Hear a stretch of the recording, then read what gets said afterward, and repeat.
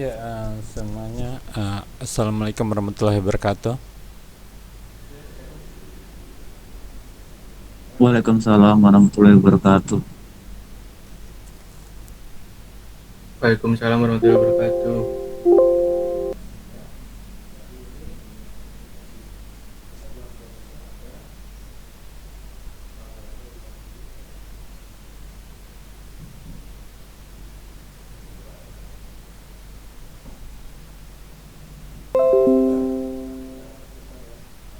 Ya, layar Bapak udah kelihatan. Udah Pak.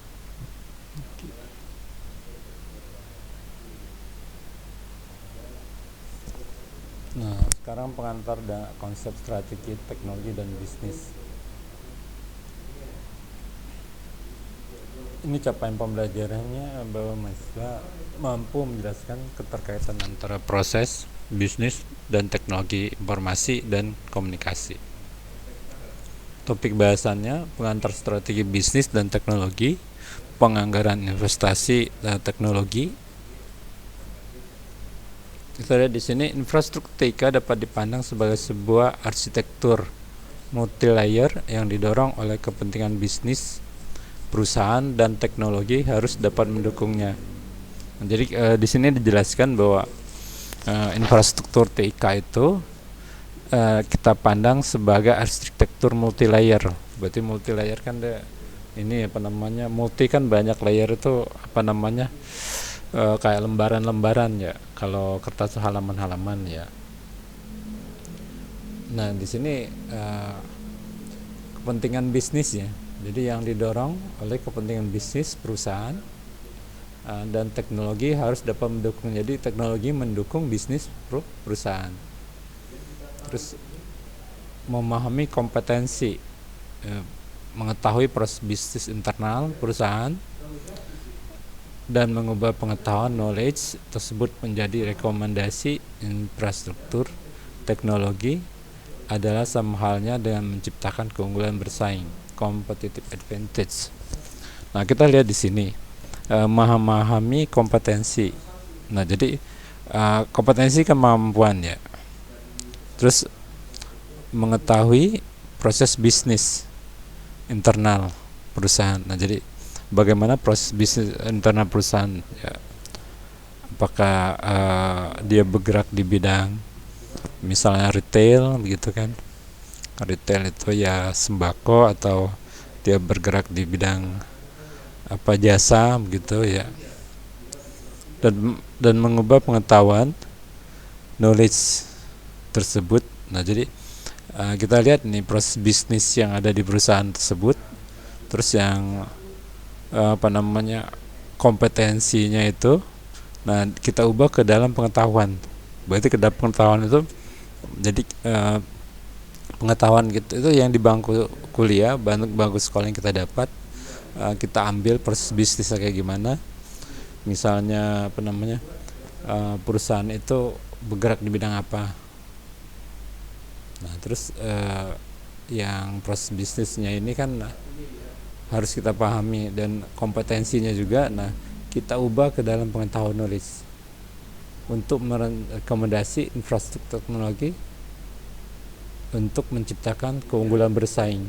Nah jadi biar kita bisa unggul bersaingnya, kita tahu kompetensinya dulu apa. Kompetisi memahami kompetisi berarti persaingan, mengetahui proses bisnis ini alur dari perusahaan tersebut. Yang seperti minggu lalu, kalau dia bergerak di bidang jasa, berarti kita harus mengikuti tren jasa pengiriman, apa teknologi yang ininya. Kalau perusahaan retail itu misalnya kita bergerak di bidang sembako, nah berarti harus mengetahui kompetisi sekarang itu yang ada adalah sembako itu belinya online, orang tidak perlu keluar rumah. Nah jadi proses bisnis tersebut ya harus kita ikutin. Oke. Ini pengantar strategi bisnis dan teknologi. Kita lihat infrastruktur TIK yang diimplementasikan sebagai hasil dari rekomendasi TIK yang didorong oleh strategi bisnis dan pemilihan penggunaan teknik manajemen berbasis nilai value based management memiliki potensi besar untuk mendapatkan keunggulan bersaing competitive advantage. Jadi di sini infrastruktur TIK yang diimplementasikan sebagai hasil dari rekomendasi. Jadi infrastruktur itu kan hasil dari yang diimplementasi sebagai hasil dari rekomendasi TIK yang didorong oleh strategi bisnis. Nah, berarti ada hubungan dengan strategi bisnis dan pemilihan penggunaan teknik manajemen berbasis nilai. Jadi menggunakan teknik manajemen berbasis nilai, value based management, memiliki potensi besar untuk mendapatkan keunggulan bersaing, competitive advantage. Kasus 1, FIDEC. FIDEC melihat dengan jelas perlunya untuk menyertakan strategi teknologi ke dalam strategi bisnis sedini mungkin. Perlu bagi FIDEC untuk memahami bagaimana teknologi dapat memenuhi kemampuan untuk mempertahankan operasi FIDEC, menciptakan produk inovatif, serta memperoleh keunggulan bersaing, competitive advantage, dan pangsa pasar market share. Kemampuan untuk memberikan FIDEC sebuah first mover advantage, sebuah keunggulan yang diperoleh perusahaan pertama yang menjalankan pasar yang baru. Pada saat menerapkan identifikasi paket menggunakan barcode, layanan pengiriman 1 malam, dan pelacakan pengiriman secara online. Terus menerapkan teknologi ini memungkinkan FIDEC untuk meraih pangsa pasar sementara para pesaing kehilangan. Nah, kita lihat kasus 1 FIDEC ya.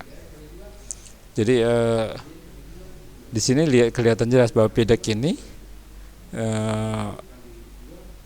menyertakan strategi teknologinya ke dalam strategi bisnis sedini mungkin. Nah, jadi perlu bagi FIDEC untuk memahami bagaimana teknologi dapat memenuhi kemampuan untuk mempertahankan operasi FIDEC. Nah, jadi teknologi ini yang FIDEC mau inovatif ya, serta memperoleh keunggulan unggul bersaing ya, dan pangsa pasar market share-nya. Terus kemampuan ini memberikan FIDEC sebuah first mover advantage, sebuah keunggulan yang yang diperoleh perusahaan pertama yang menjalankannya. Jadi pasar yang baru pada saat menerapkan identifikasi paket menggunakan barcode layanan. Nah, ini berarti ini paket menggunakan barcode ya. Pada saat menerapkan identifikasi paket menggunakan barcode, terus layanan pengiriman 1 malam, berarti bisa 1 malam sampai ya, dan pelacakan pengiriman secara online. Nah, ini melacak pengiriman secara online ya. Bisa menggunakan HP kita ya, di mana ya ininya.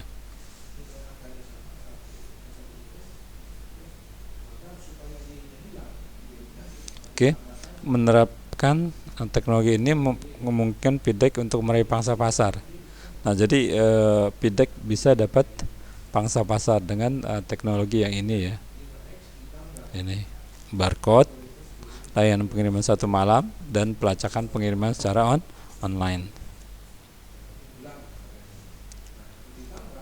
Kasus 2, UPS. Pada saat bersamaan, UPS kehilangan pangsa pasar dan merasa perlu untuk mengemulasi FIDEC untuk meraihnya kembali. Nah, karena sama-sama pengiriman ini UPS, sebagian dari keberhasilan UPS meraih kembali pangsa pasarnya berasal dari fakta bahwa UPS ada fast followers, organisasi yang cepat meniru, first mover di pasar setelah melihat kesuksesannya, dan menduplikasikan teknologi yang telah dibuat dan diterapkan oleh pesaingnya. FIDEC Jadi UPS ini ngikutin yang PIDEK tadi. PIDEK memahami hubungan antara strategi teknologi dan strategi bisnis. Dan nampaknya UPS telah mendapat pelajaran berharga dari PIDEK. Nah, jadi PIDEK tadi ada ini ya, menggunakan barcode, terus pengiriman 1 tahun, dan pelacakan pengiriman secara online.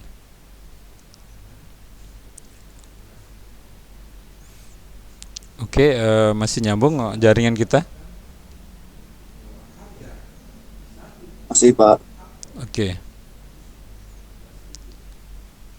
Kalau kita lihat di sini, Michael Porter, seorang profesor di Harvard Business School dan pakar di bidang strategi bisnis, menyatakan bahwa efektivitas operasional yang diperlukan untuk mencapai kinerja superior tidak cukup untuk mencapai keunggulan bersaing.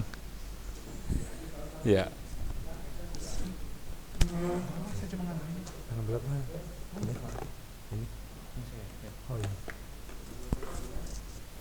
Oke, kita lihat Michael Porter ya. Jadi seorang profesor di Harvard Business School dan pakar bidang strategi bisnis menyatakan bahwa efektivitas operasional yang diperlukan untuk mencapai kinerja superior tidaklah cukup untuk mencapai keunggulan bersaing, competitive advantage.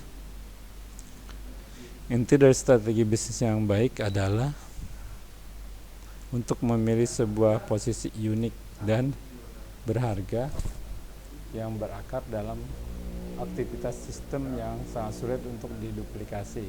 Inilah yang dilakukan PIDEK dalam menciptakan dan terus menciptakan ulang tawaran layanan kepada pelanggan melalui implementasi sistem TIK. Jadi bila peningkatan bukan sebuah strategi, lalu apakah yang dimaksud dengan itu?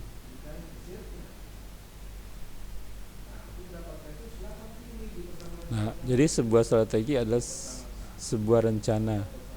Sebuah strategi bisnis adalah sebuah visi yang diartikulasi dengan jelas kemana bisnis akan menuju dan bagaimana cara untuk mencapainya. Bagi perusahaan abad ke-21 untuk berhasil, maka fungsi TIK dalam organisasi harus dilibatkan atau berada di dalam strategi. Manajemen harus mengembangkan rencana strategi sebagai respon dari kekuatan pasar, market force, permintaan pelanggan, dan kemampuan organisasi. Jadi sebuah bisnis harus dapat merasakan sense pasar ya. Jadi merasakan atau sense pasar ya. Jadi manajemen itu mengembangkan strateginya, rencana strategi sebagai respon dari kekuatan pasar ya, market force. Terus permintaan pelanggan ya, terus kemampuan organisasi, dan sebuah bisnis harus dapat merasakan sense pasar ya. Jadi sense atau merasakan pasar kayak gimana sih? Terus permintaan pelanggan dan kapabilitas organisasi harus mendorong strategi berdasarkan organisasi dan infrastruktur teknologi. Nah, jadi permintaan pelanggan ya. Ini ada permintaan pelanggan, terus ada kapabilitas organisasi itu. Nah, harus mendorong strategi mendasar organisasi atau perusahaan dan infrastruktur teknologinya. Oke, rekan-rekan masih nyambung? Halo?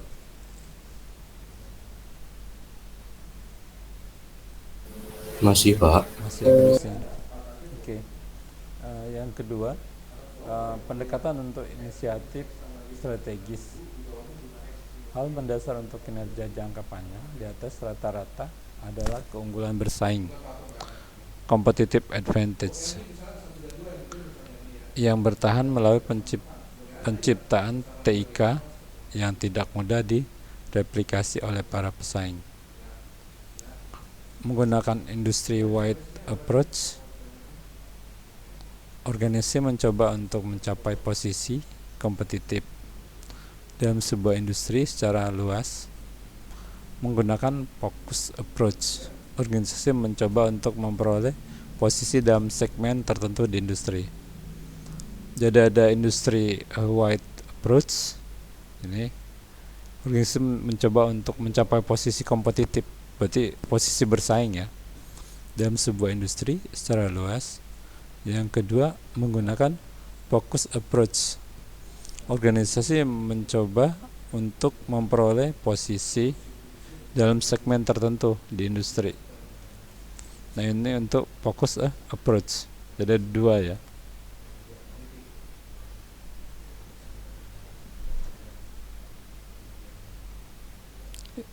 Dalam pendekatan industri wide dan fokus, untuk inisiatif strategi ada dua cara untuk mencapai keunggulan dan bersaing atau competitive advantage, yaitu cost leadership dan product differentiation.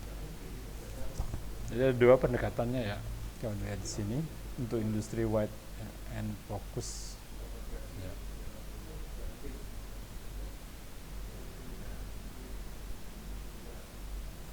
Jadi yang dua hal ini kalau kita lihat supaya bisa tercapai menggunakan cost leaders dan product differentiation. Dalam cost leadership, sebuah organisasi mencoba untuk menjadi produser berbiaya paling rendah di pasar dan meraih tujuan tersebut tanpa mengorbankan kualitas produk. Kita ulangi, dalam cost leadership sebuah organisasi mencoba untuk menjadi produser berbiaya paling rendah di pasar dan meraih tujuan tersebut tanpa mengorbankan kualitas. Jadi dia di sini biaya ya, biayanya lebih rendah di pasar, tapi tanpa mengorbankan kualitas produk.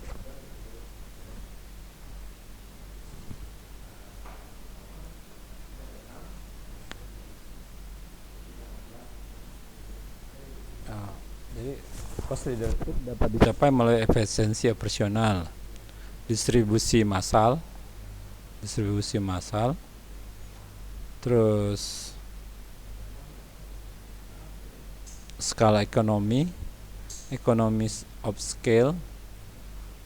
Jadi leadership ini bisa kita capai melalui efisiensi operasional, terus distribusi massal, terus skala economic of scale, dan lain-lain. TIK dapat menjadi pasar untuk beberapa strategi ini, misalnya pengurangan biaya melalui efisiensi proses dan memperpendek waktu siklus proyek, atau implementasi solusi teknis yang mengurangi biaya melalui pasaran elektronik. Nah, ini contohnya ya.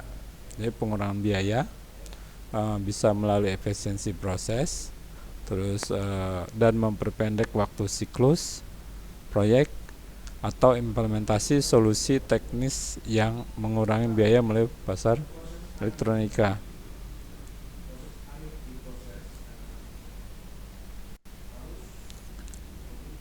Dalam product differentiation, sebuah organisasi memposisikan produknya untuk membuatnya tampak berbeda di pasar. Nah, jadi kalau untuk product differentiation, sebuah organisasi memposisikan produknya untuk membuatnya tampak berbeda di pasaran. Differentiation biasanya memungkinkan organisasi untuk memberikan harga tinggi. Namun harga tersebut harus nampak adil bagi pelanggan. Pelanggan harus melihat nilai dalam produk sehingga bersedia untuk membeli produk yang dijual.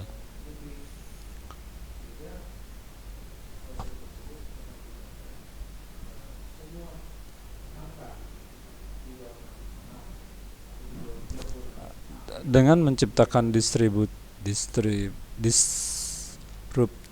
teknologi seperti pengiriman satu malam, FedEx mendiferensiasikan dirinya sebagai first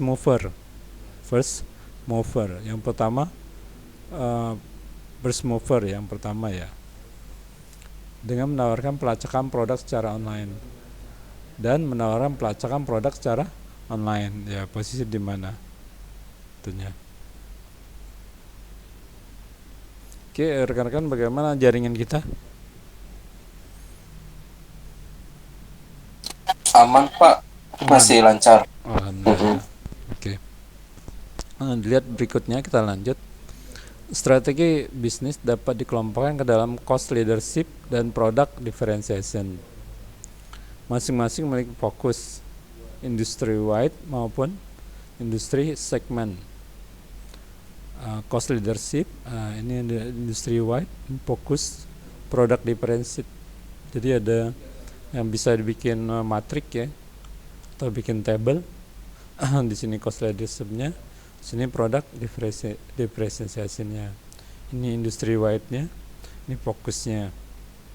Strategi that products an industry wide low cost solution while still maintaining quality. Industry wide ya untuk cost leadership-nya. Terus fokusnya strategies that products an industry segment product that is a low cost. Kata-kata low cost ya, solution while still maintaining quality. Jadi biaya rendah ya. Ini maintenance quality ya. Jadi ada cost leadership di sini, ada kata kunci pertama maintaining quality, berarti quality yang di ininya kualitas, dan yang kedua low cost biaya ya, low cost biaya tapi masih di quality-nya ya, tetap di maintenance. Terus product differentiation, strategi that produce product unique to an industry-wide marketplace at the price that is fair to the customer. Ini produknya unik, kata kuncinya produk unik ya.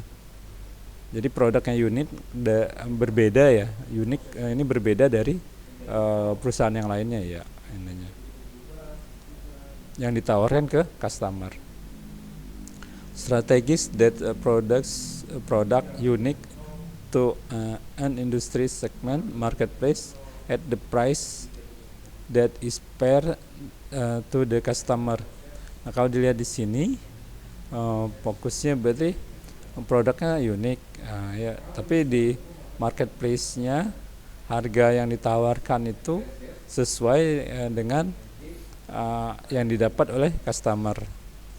Jadi fokusnya itu berarti untuk produk diferensi unik ya, tapi pasarnya itu harus harga yang ditawarkan ke customer harus sesuai dengan kualitas yang kita berikan, price-nya. Overall, competitive business strategies can be viewed as the intersection of industry-wide, industry segment focus, and cost leadership product differentiation. Tujuan dari strategi adalah agar organisasi berkinerja dengan baik dan meraih pangsa pasar yang mengarah pada kepentingan keuntungan. Nah, jadi yang mengarah pada peningkatan keuntungan ya. Jadi tujuan dari strategi ini agar organisasi berkinerja dengan baik dan meraih pangsa pasar yang mengarah pada peningkatan keuntungan ya, tujuannya ya dari strategi ya. Nah, kita lihat di sini ada competitive and operational technologies, terus ICT strategi, terus bisnis strategi ya. Oke. Nah, jadi setiap strategi bisnis harus menyertakan detail mengenai apa yang dapat dilakukan teknologi bagi organisasi. Terus sangat membantu untuk memodelkan bisnis sehingga organisasi memahami pangsa pasar, kompetisi, dan jenis pelanggan yang dilayaninya. Ingat bahwa organisasi harus pertama memilih strategi bisnisnya dan strategi TIK yang selaras dengannya. Terus menggunakan strategi bisnis sebagai pasar, organisasi harus membuat strategi operasional dan teknologi yang berhubungan dengan strategi bisnis. Jadi menggunakan strategi bisnis pasar ini, organisasi kita harus membuat strategi operasional dan teknologi ya, yang berhubungan dengan strategi bisnisnya.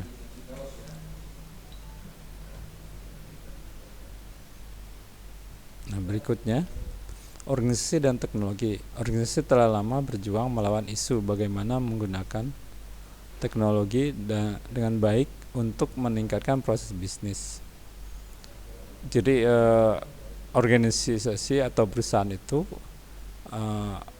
bagaimana menggunakan teknologi dengan baik untuk meningkatkan proses bisnis. Nah, ini organisasi dan teknologi ya, untuk mempertahankan posisi bersaing. Kata kunci mempertahankan ya. Nah, posisi bersaing, jadi organisasi atau perusahaan, semua organisasi harus mempertahankan pengawasan terhadap pesaing dan juga proses bisnis internal serta hubungan antara proses tersebut dengan perubahan teknologi. Terus organisasi memulai dari proyek teknologi. Jadi organisasi atau perusahaan memulai dari proyek teknologi. Harus menentukan strategi bisnis. Jadi bagaimana strategi bisnisnya dan teknologi yang layak, terus menyatakan tujuan, identifikasi kompetensi unik, dan mengukur strength, weaknesses, opportunities, dan threats SWOT dalam lingkungan yang penuh persaingan. Nah, jadi di sini juga ada SWOT ya. Ada strength, S-nya strength, W-nya weaknesses, O-nya opportunities, T-nya threats. Ya. Nah, peran manajemen dalam keputusan teknologi. Manajer tidak perlu memiliki pengetahuan teknis yang luas dalam mengambil keputusan teknologi. Jadi manajer ini tidak perlu memiliki pengetahuan yang teknis ya. Pengetahuan teknis ini berarti manajer ini nggak perlu dia harus tahu program, misal pakai web, pakai PHP, pakai Java, atau pakai bahasa C, atau pakai bahasa Android. Itu kan teknisnya ya, yang luas, bisa semua ya, itu manajernya nggak perlu ya dalam pengambilan keputusan teknologi. Jadi untuk ambil keputusan teknologi yang diserap, manajer tidak harus mengetahui teknis di lapangan kayak gimana. Namun mereka harus mampu melakukan analisis proses yang mereka kelola. Nah, jadi si manajer harus mampu melakukan analisis proses. Jadi menganalisa proses ya yang mereka kelola. Nah, ini si manajernya ya. Nah, terus bagi analisis bisnis atau manajer untuk terlibat, mereka harus berpartisipasi dalam 3 cara. Pertama, visioner. Terus yang kedua, memiliki keahlian dalam interpersonal untuk menjawab sumber daya informasi, dan memiliki keahlian terstruktur, misalnya manajemen proyek, analitis, organisasi, dan perencanaan. Jadi analisis bisnis ini manajer ya yang terlibat. Nah, dia harus ada visioner. Visinya apa? Jadi misalnya kayak perusahaan kita yang bergerak di bidang pengiriman, berarti visinya apa? Visinya ya berarti mengirim dengan cepat, aman, dan tepat begitu, dan terukur. Nah, itu yang misalnya contohnya ya. si cepat begitu, si cepat pengirimannya, aman, barangnya, terus waktunya terukur, misalnya visinya begitu ya. Memiliki keahlian interpersonal untuk menjadi sumber daya informasi.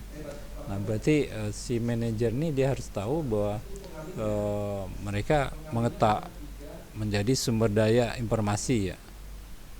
Jadi apapun yang kebutuhan di sana dia tahu ya informasinya ya. Terus memiliki keahlian terstruktur.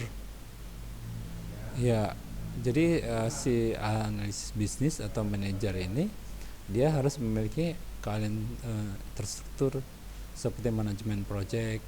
Nah, bagaimana dia memanage suatu proyek yang namanya manajemen proyek ya? Apa yang dibutuhkan kan dari awal, analisa kebutuhannya apa, terus apa namanya manajemen proyek ini ya. Terus timeline waktu yang diperlukan kapan, terus RAB ya, cost-nya berapa ininya, cost-nya berapa, terus sumber daya manusia yang mau dipakai berapa banyak ininya ya. Terus apa namanya proyek yang mana yang harus dibikin didahulukan, yang mendesak, nanti urutannya urutan pertama, kedua, ketiga, keempat sampai terakhir step-stepnya. Nah, ini yang manajemen proyek ya. Terus analitis berarti dia bisa menganalisa apa yang terjadi proyek tersebut, di proyeknya ini apa yang terjadi, dia bisa menganalisa. Terus organisasi ya, organisasi ini bagaimana dia memanage bawahan-bawahannya itu atau karyawan-karyawannya, atau apa namanya, kalau di proyek itu berarti tim-timnya ya, dan perencanaan ya. Jadi si manajer atau analisis bisnis dia harus mempunyai perencanaan yang matang ya, yang terukur ya. Jadi apa yang dia kerjakan itu benar-benar terukur, misal sebulan, 2 bulan, 3 bulan itu.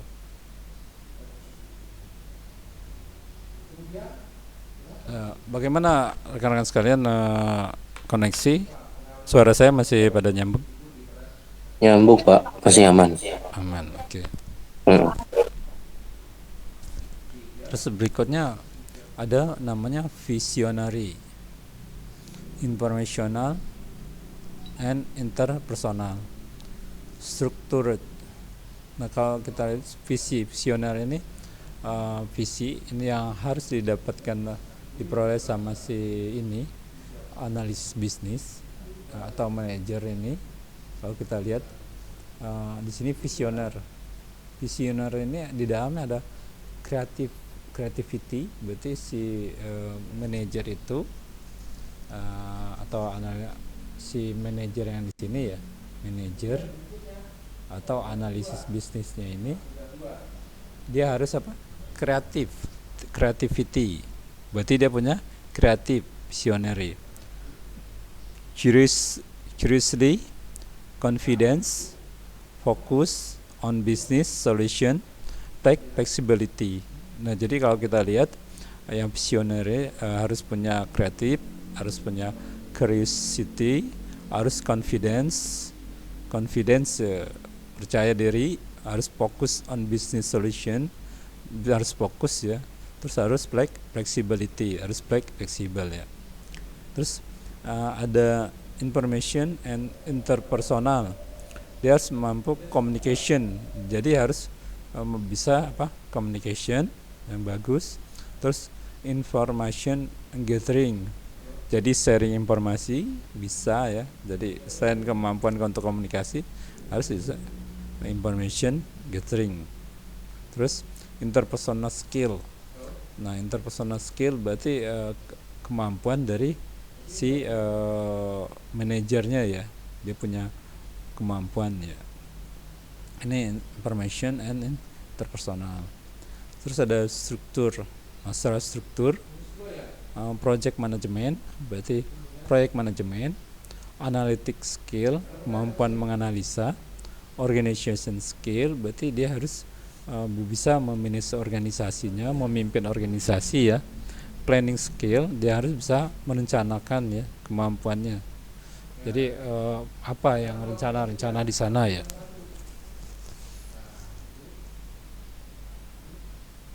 Nah, kita lihat di sini teknologi dan inovasi yang disruptif dan sustaining. Nah, kalau kita lihat teknologi ya, ada teknologi terus dan inovasi yang disruptif dan sustaining. Nah, semua teknologi dan inovasi dapat menjadi disruptif atau sustaining. Artinya mereka baru dan mendisrupt pasar, atau mereka mensustain kondisi status quo. Nah, kita lihat di sini, jadi sustaining ini, jadi semua teknologi dan inovasi dapat menjadi disruptif atau sustaining. Artinya mereka baru, berarti teknologi itu baru dan mendisrupt pasar atau mensustain kondisi status quo. Tuh. Nah, ada dua ya ininya. Terus inovasi tidak perlu berupa teknologi spesifik. Itu dapat berupa sebuah cara baru atau melakukan sesuatu. Nah, jadi inovasi itu nggak harus teknologi juga ya. Jadi bisa juga cara baru ya, cara baru untuk melakukan sesuatu ya. Cara baru untuk melakukan sesuatu, misalnya begini, kayak di perbankan kan untuk paperless itu di perbankan itu diadakan cukup misalnya di bank BSI misalnya mau store tunai itu berarti bank muamalat ya, misalnya mereka untuk store tunai langsung ke kasir dengan membawa KTP dan buku ya, buku. Jadi cukup bawa buku sama KTP dan menyetorkan uang ya itu.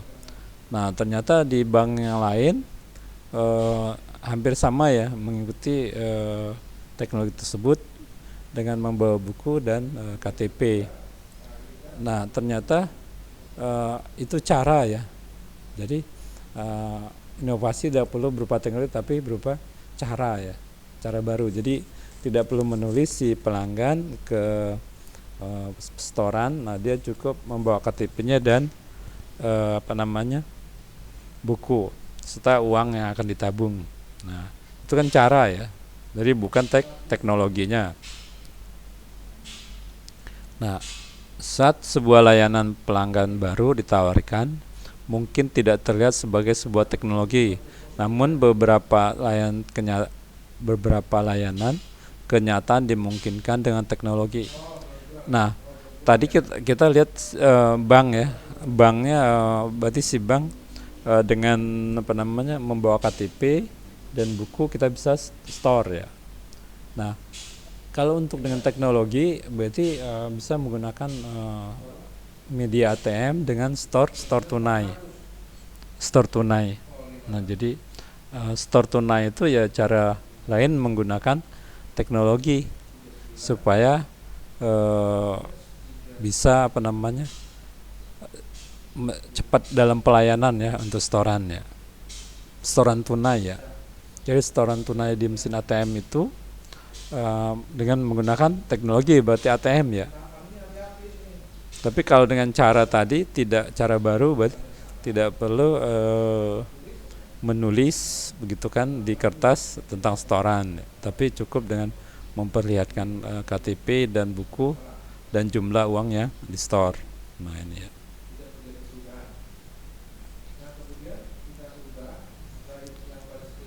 Berikutnya, teknologi dan inovasi disruptif adalah sebuah cara baru untuk melakukan hal-hal yang pada dasar tidak memenuhi kebutuhan pasar atau sebuah produk untuk pasar yang mungkin saat ini belum ada.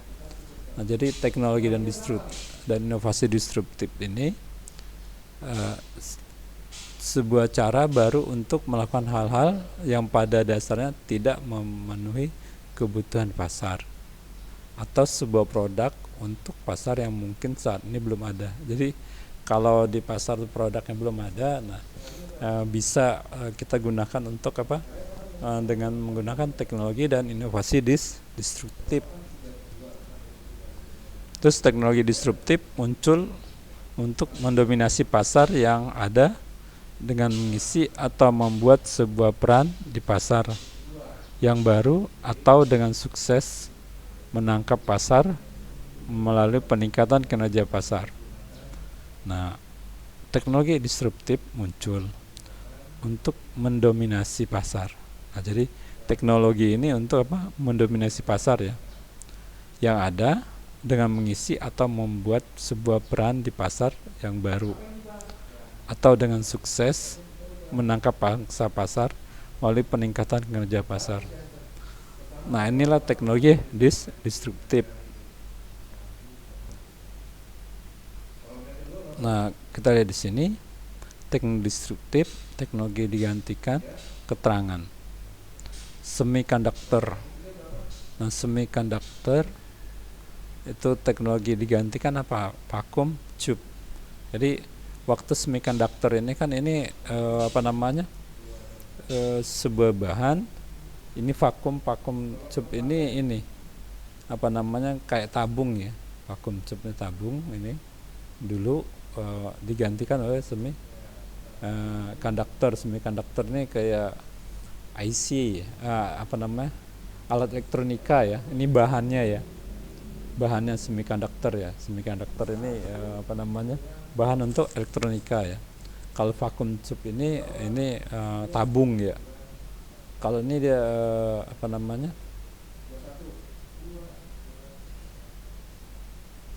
lihat sebentar.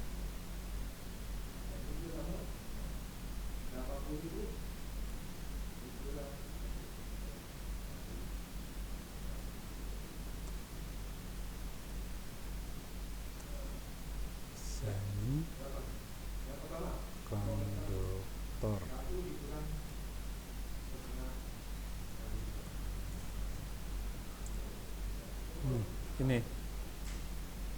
Ini ya bahan-bahan semikonduktor, rekan-rekan sekalian nih. Halo. Ini bahan-bahan semikonduktor kayak begini.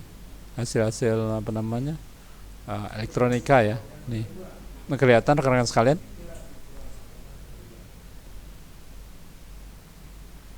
Iya kelihatan Pak. Oke. Ya, jadi ini bahan-bahan semikonduktornya ya. Nih. Ini yang dimaksud bahan-bahan semikonduktor. Ini adanya di dalam, kalau ini CPU ya, CPU. Nah, kalau ini alat elektronika ini namanya yang disebut bahan semikonduktor ya.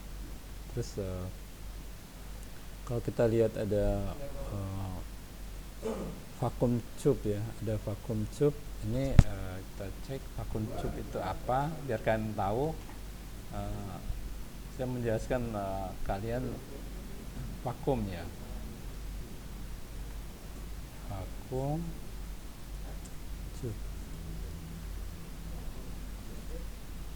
Nah, kita lihat vakum tube itu kayak begini nih. Nih, tabung ya dia. Nih, jadi nih. Ini kayak begini, tabung kayak begini. Bentuknya tabung-tabung ya. Nih. Kayak lampu nih itu. Ya. Halo. Bisa kalian bayangkan? Iya. Vacuum tube ini digantikan sama yang tadi apa? Elektron. Nah, ini kayak kalau di TV kayak tabung TV lah begitu ya. TV itu sebenarnya vacuum tube, tapi dia di depan itu dikasih warna ya. Nih. Bentuknya begini nih. Beda banget ya. Ini vacuum tube sama tadi semikonduktor ya.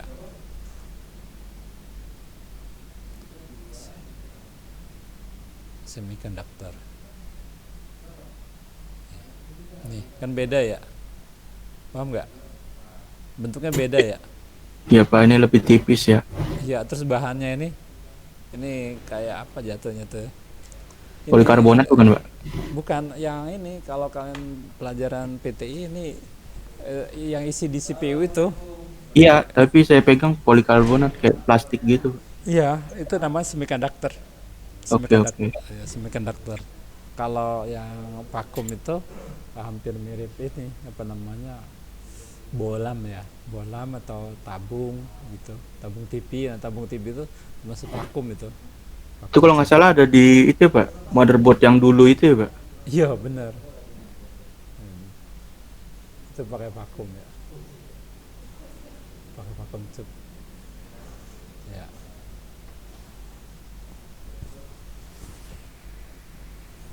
Nah, oke. Paham ya? Nah, ini jadi yang tadi, yang ini, yang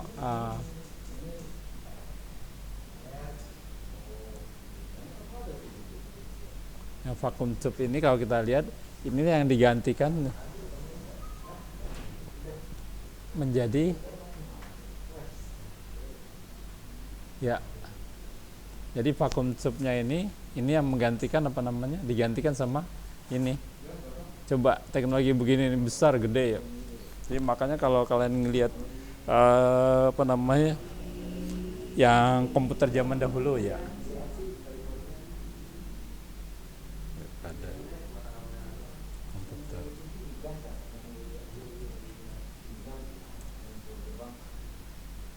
Nih.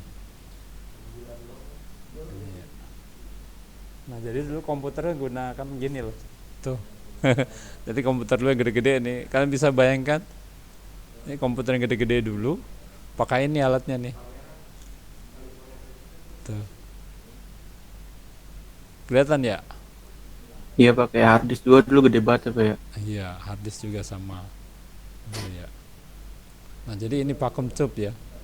Nah, terus kalau yang semiconductor ya tadi, ya, nih tipis. Mungkin seperti kalian bilang hampir kayak serat karbon ya, serat karbon ya, tipis ya. Nah, itu ini yang Indonesia ini kayak apa namanya, semiconductor ini. Jadi di Indonesia itu kayak semiconductor ini salah satu bahan untuk membuat ini power bank. Pernah dengar power bank? Iya Pak. Nah, jadi power bank itu dibuatnya pakai bahan semiconductor begini. Pakai gituan. Ya, semiconductor kalau yang benarnya ya semiconductor. Nah, terus diisi dalamnya itu. Nah, jadi power bank itu nanti dia ditambahin kapasitor ya, kapasitor yang ininya. Jadi kalau yang benar tuh pakai begini nih, makanya bentuknya tipis ya, tipis banget itu, tipis power bank itu. Nah, itu ada perusahaan dari Tiongkok atau dari Cina itu ingin memproduksi apa namanya, dari bahan semiconductor itu power bank yang bisa mensuplai satu rumah.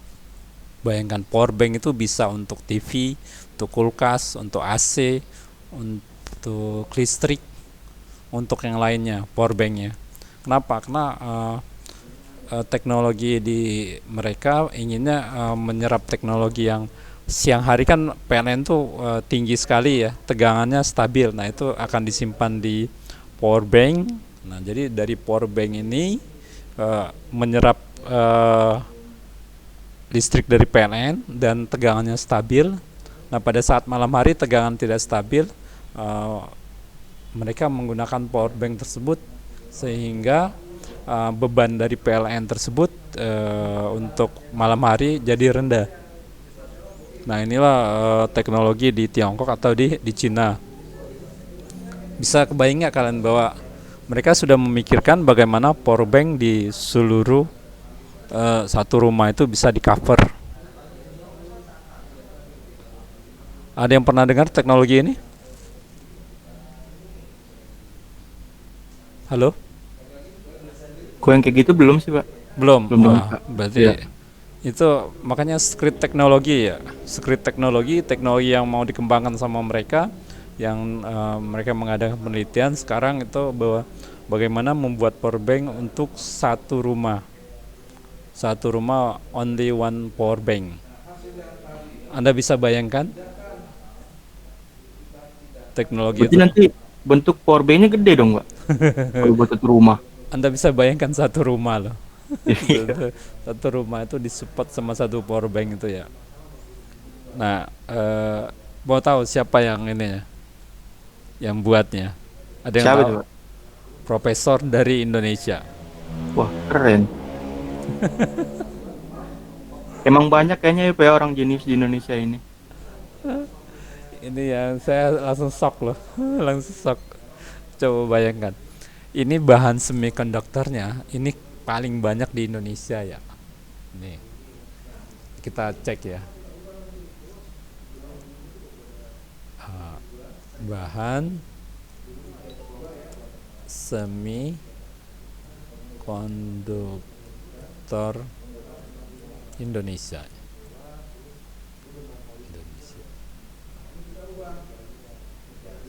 Nih.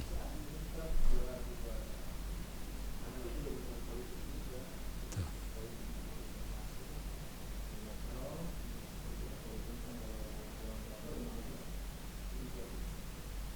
Ini. Jadi bahan semikonduktor itu kalau kita lihat ininya, ini banyak sekali di Indonesia. Maka Indonesia itu kaya bahan semikonduktor. Makanya Pak Habibie pengen sekali membuat perusahaan semikonduktor di waktu itu di apa namanya, segitiga emas itu apa namanya? Kepulauan yang dinyatakan segitiga emas, Bermuda, Pak. segitiga emas. Tampak. Indonesia, Malaysia, Singapura, Batam. Batam termasuk segitiga emas. Ya, nah segitiga emas di sana ingin dibuat produk semikonduktor dari apa namanya Indonesia. Itu pada saat zaman Pak Habibie udah dicetuskan, tapi karena teknologi itu tidak seimbang dengan politik ya, politik A, teknologi B ya, jadi tidak pernah apa namanya sama satu tujuan ya. Jadi politik itu bagaimana berkuasa, kalau teknologi ini bagaimana menyempurnakan teknologi yang ada. Jadi nggak selalu nyambung, jadi makanya Pak Habibie tidak direspon. Kenapa? Karena teknologi yang beliau cetuskan itu akan bersaing sama perusahaan-perusahaan yang ada di sini, perusahaan yang raksasa teknologi kan tahu sendiri kan dari negara mana ya. Nah, itu yang takut ya mereka bersaing ya. Kalau kita produsen terbesar semikonduktor ya Anda bisa bayangkan nanti kita seluruh alat-alat elektronika itu kita yang buat pasarnya semua. Bahan bakunya kita ya, bayangkan. Nah makanya mereka nggak mau. Untuk bahan baku semikonduktor mereka impor dari kita, nanti dia buat banyak dan dia ekspor lagi ke Indonesia. Karena kita pangsa pasar yang besar, 270 juta penduduk ya. Nah, jadi mereka siapa yang pintar di Indonesia, mereka rekrut, mereka bayar, mereka ambil teknologinya, ambil ilmunya, mereka bayar mahal. Nah nanti jalannya di mana? Di perusahaan mereka. Ya, jalannya di mana? Di perusahaan mereka. Anda bisa bayangkan? Halo? Iya Pak, bisa Pak. Iya, Pak, emang kayak gitu kan, Indonesia emang kurang support, Pak. Nah, Orang ya. Indonesia banyak. Ya. Nah, jadi perusahaan Indonesia itu sekarang itu disuruh bersaing sama yang luar ya berat ya. Kenapa? Karena ya tadi Anda bisa bayangkan menggantikan vakum dari vakum ke apa namanya yang semikonduktor ini banyak perusahaan yang tutup loh, perusahaan yang vakum cup itu tutup. Ya risikonya karena pergantian antara vakum ke semikonduktor. Nah, waktu pergantian contohnya begini, vakum itu kan TV. Nah, TV itu TV yang TV tabung itu waktu dihilangkan di Indonesia, itu atau ditiadakan di Indonesia perusahaannya, itu banyak perusahaan yang tutup. Kenapa? Karena dia mensupport TV tabung, tutup ya. Kenapa? Diganti sama flat atau apa namanya dari LED atau LED.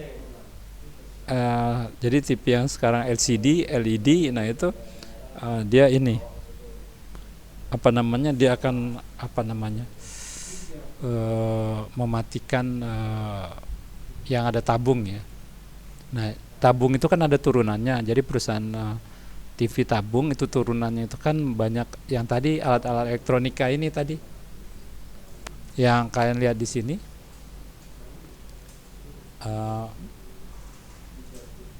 Yang kayak begini ada nanti turunannya ini. Jadi banyak yang bahan-bahan yang di dalam ini yang tidak terpakai. Komponen-komponen ini banyak yang nggak terpakai ya. Kenapa? Karena kan dia udah pakai tabung hampir, jadi menghilangkan hampir 50% komponen-komponen yang ada di sini. LED itu ya. Nah, dampaknya produsen yang penghasil bahan-bahan yang ini, termasuk perusahaan saya, menghasilkan wire ya, kabel-kabel itu untuk TV tabung itu Sony, Toshiba itu tutup. Kenapa? Karena Sony udah tutup yang TV tabungnya, terus Toshiba tutup TV tabungnya, maka perusahaan kita tutup juga. Kenapa? TV tabung itu tidak menggunakan kabel yang banyak. Kalau TV LED ya tidak menggunakan kabel yang banyak, tapi kalau TV tabung banyak menggunakan kabel. Nah, jadi dengan teknologi yang terbaru bisa mematikan beberapa perusahaan. Oke. Ya rekan-rekan sekalian, materi untuk hari ini saya cukupkan dahulu. Sekian dulu. Assalamualaikum warahmatullahi wabarakatuh. Waalaikumsalam warahmatullahi wabarakatuh. Terima kasih, Pak.